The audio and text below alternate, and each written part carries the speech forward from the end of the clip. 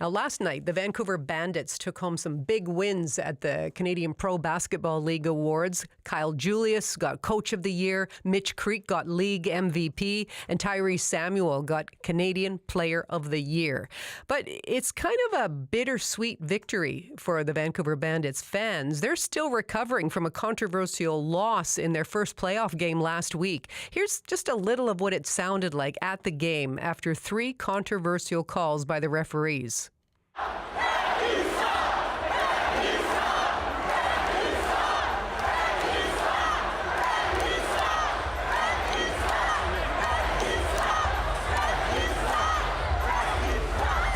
Now, the Bandits ultimately lost by 1 point to the Calgary Surge, whose playoff run continues tonight. So here to walk us through just what happened is sports reporter Chelsea Nielsen. Chelsea covers the CEBL for the website Girls at the Games. Chelsea, hi there. Thanks for joining us. Hi, Gloria. How are you doing? I'm doing well. Now, I've seen some of the coverage of this, but I'm relying on you to kind of set the stage for us, okay? Can you describe the game for us, up to those controversial calls? I mean, who was winning? Well, up to that point, there was definitely a little bit of back and forth. First quarter, I want to say Bandits were looking pretty good, although both teams were definitely showing a lot of energy and a little bit of that early playoff jitter that you'll see in a lot of leagues, to be honest. As the first half went on, there were a few defensive struggles. So Calgary definitely started to pull away a little bit, although Vancouver didn't back off too much. But the Bandits have always been known as a third and fourth quarter team. Mitch Creek has commented on it a couple of times in postgame this season. That seemed to be where they find their footing the most. And that definitely showed. So by the time that target score period or ELAM period rolled around, it was close again. It was essentially tied. I think going in, when target score was announced, Vancouver was ahead by 1 point at that point. So it was a very, very contentious game. And I had a feeling by about the halfway point that it was going to stay that way. And if it was going to be decided, it was going to be some sort of fluke. There was just that kind of gut feeling watching the game that it was going to be a weird way to end it. Well, and it was. Well, let's get into the weirdness then. There were four controversial calls really close to the end of the game. What happened there? So the first 3 were all in favor of the Bandits. The first one could have resulted in Shamar Givance being awarded 2 free throws. Second one, same thing with Mitch Creek. Third one was Zach Copeland. That's the one that even Calgary fans, from what I'm seeing online, are in agreement. That's surprising that one was overturned given the contact there. And even, I'm trying to remember which Surge player it was at the time, but even he looked quite surprised and guilty and like, oh my God, did I just cost us the season? Of course, in any playoff game, in most leagues, when you're down to the wire like that, Vancouver was 2 points away from the win. And Calgary was 3 points away from the win. Any foul call is automatically reviewed. Now, so it makes sense that each one of those calls would have gone to video review. There are a few folks out there who don't necessarily think the first ones should have even been calls in the first place.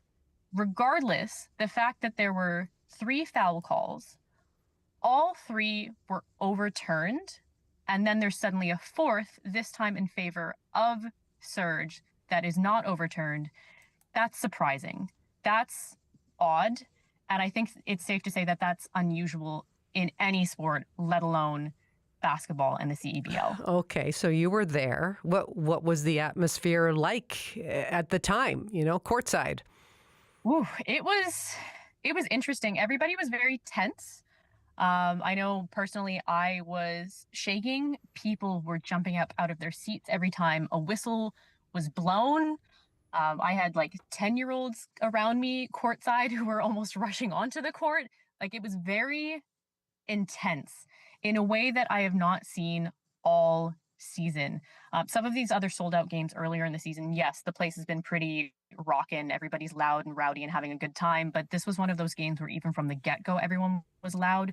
So in target score, there was just a different level of intensity because of how close it was, right up until that final ball sank for Evan Gilliard II's 3 free throws at the end that resulted in the win. As soon as that ball sank the third time, the majority of Langley Event Center, I would say, deflated.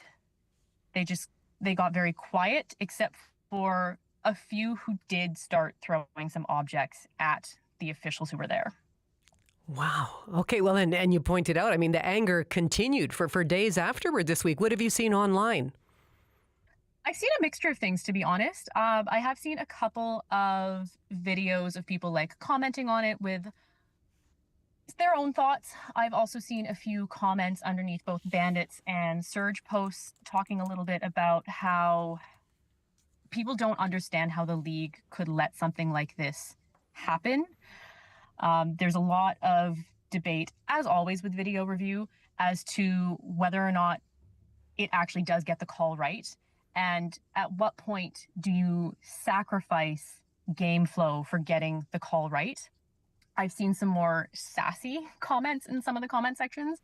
I will say for a lot of the Bandits posts, the majority of fans are still very grateful for the season that we've had, because a 19-5 record is nothing to be ashamed of. I mean, that's pretty amazing. That's a franchise record. So a lot of the fans are still quite happy about that. But it was such a bitter way to end the season for a team that has put so much into their game and into showing their appreciation back to the fan base, and also for a team that's so focused on culture. So I think from what I'm seeing online, a lot of the fans are just very grateful for all that they do, but are also very, very disappointed, because that's no way to end this season. It's one thing if it was simply just a really good 3-point shot, no fouls, and Calgary won it that way. That's an easier pill to swallow, but this is a tough one for a lot of fans, and that makes sense. I understand. No, I understand. You know, we've heard from the Bandits organization, Mitch Creek, who just won league MVP. He said that he would find it hard to come back to the league if they don't address the reffing situation. And just listen to Coach Kyle Julius in his end of season video to fans. Those 3 calls that were consistently overturned, that's extremely difficult to process. Throughout the course of the season, those were fouls. Throughout the course of the game, those were fouls. To have them overturned 3 consecutively in a row is really, really hard to process.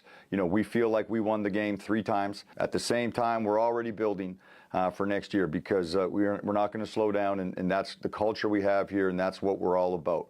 There were so many things that happened at the end of that game that we don't understand. All right, so that was the Bandits coach, Kyle Julius. What do you think, Chelsea? I mean, how much pressure is there on the league to respond to what happened? Well, what I think is interesting about that post, because I did see Coach Julius's statement the morning that it came up, like not long after, and I thought it was interesting how the league actually accepted the collaboration request right away on Instagram. That felt like an interesting move, rather like that they're doing that rather than making any sort of statement to back up their officials. And I do have some thoughts on that as well, because I feel that the officials take a lot of heat in moments like that, and it's understandable, because not every call that they make is going to necessarily make sense. But I do think that sometimes people forget that, again, when it goes to video review, that's not always on them, but they're the ones who are there physically in person taking the flack. I do also agree with what Coach Julius said about those being fouls in the rest of the season. I mean, that's just it. Those would be fouls in the rest of the regular season, or even earlier in the game, first quarter, second quarter, etc. However, in the playoffs, when it comes to any league, I think it's also normal for some officials to take 2 stances. One, there is the stance of putting your whistles away and just letting people play a little bit more, so you're not disrupting that game flow. You're allowing things to happen more organically.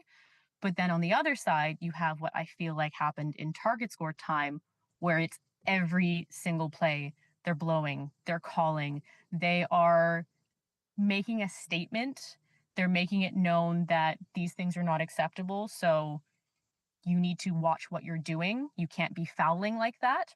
So I think there's a couple of different ways of approaching that. But ultimately, I really liked Kyle's statement, to be honest. I think it was really well put.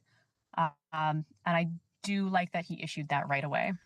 Chelsea, listen, you make us feel like we were at the game. So I really, I'm glad you were able to join us today to take us through it. We'll see where it goes from here and if there is, in fact, some kind of response from the league. But thanks very much.